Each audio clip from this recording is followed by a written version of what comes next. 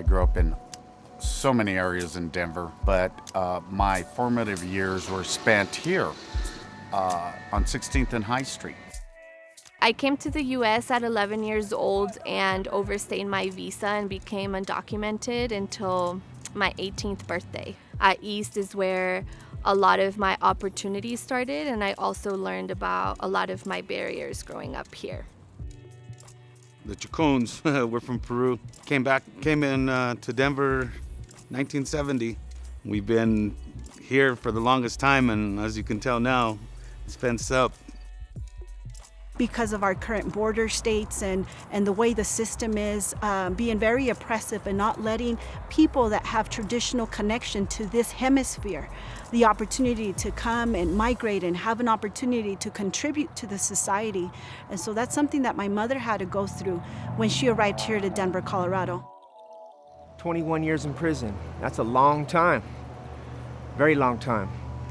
I had a lot of time on my hands to work on myself in there, to get educated, to rediscover myself, my true self. This was forever Columbus Park, and I remember as a kid being brought up here to march to change the name. And my parents, but especially my mom, her longest struggle was to change the holiday for my entire lifetime. I think I was a year old when 1992 when it all started. I grew up with my mom and dad. We moved to this house in 1974. I was 5 years old until I was 18 years old. My mom and dad had 15 children.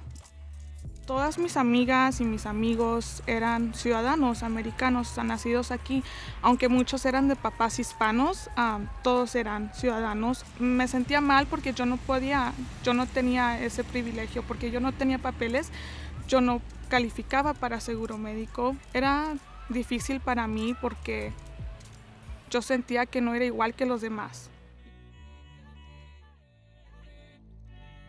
I wish there was a program for my brother when he got out, but there wasn't. His program was us as family, as a support of trying to be there for him. He did his time and he learned what he had to do, and now he's out and he's doing great. 5 years old, I would see.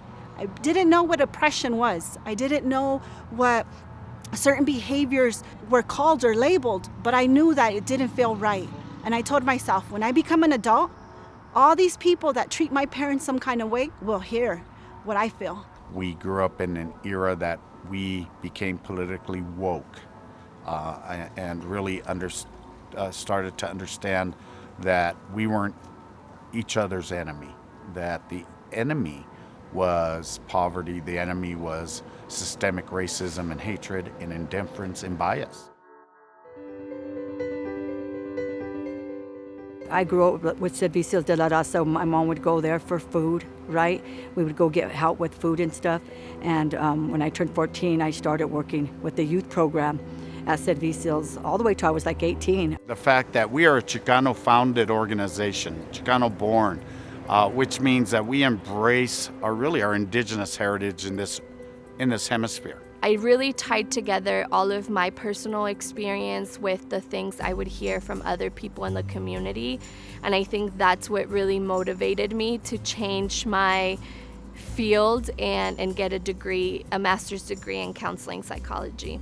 When I arrived and I was conscious enough at 5 years old to know what oppression felt like, I knew that somehow, some way, one day, I would empower myself to voice, not just for myself and my community, but my family, but my entire community. It was essential for me to be a voice for the voiceless. The program that I'm in now, it's like I'm passionate about it because it's almost like I'm helping my brother out every day. Just being family oriented is everything that we have to have, and that's just the main thing going on from there for me. I started at Servicios when I was 18 years old. Almost fresh out of high school, started in college. When I learned what Servicios was and the type of work that they do, I fell in love with that. Once I found Servicios, it felt like home to me because it was a place that I could really incorporate my personal values, my culture, promoting that cultural pride, social justice, advocacy, and really doing the work in the way that it needs to be done. I just got out of being in incarceration in federal prison when I started volunteering for Servicios. Rudy Gonzalez just came and said, you're going to be working full time and running the wages program. I was really nervous at the time because I have an 8th grade education, didn't know nothing about the computer. I was just volunteering for Servicios, right? And now it's been 8 years, and I feel like we run one of the biggest reentry programs in Denver successfully, right? Men and women coming out of incarceration. I've been out 10 months, and the first door I knocked on was Jennifer Royball's door. You know, she introduced me to Rudy Gonzalez, the director of Servicios. I had met Fabian Ortega when I was on the inside, and we had a sit down. We talked about opportunities that Servicios had for me, you know, and I was just overwhelmed with, you know, with joy. My goals are being reached, you know, support, you know, open arms.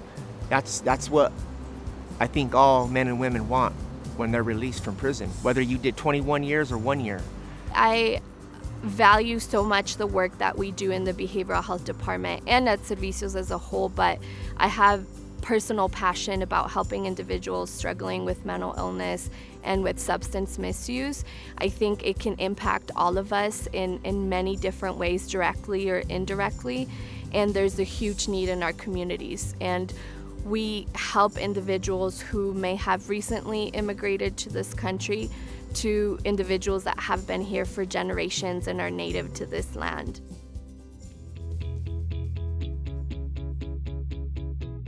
I'm an employee of Servicios de La Raza, you know, and I thank God every day that He has connected me with Jennifer, with Rudy, with Fabian, and with all my brothers and sisters that work for Servicios. Because you know what? I have purpose today.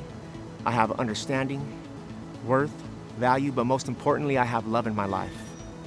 I think at Servicios we really make sure that people not only are uplifted, but they also see examples of how to be professionals and how to navigate, you know, these systems and work in these different positions. We excel at our jobs because we come from the communities that we serve. We have that lived experience, bilingual, English speaking, Spanish speaking, and I think we're really committed and passionate about serving our communities.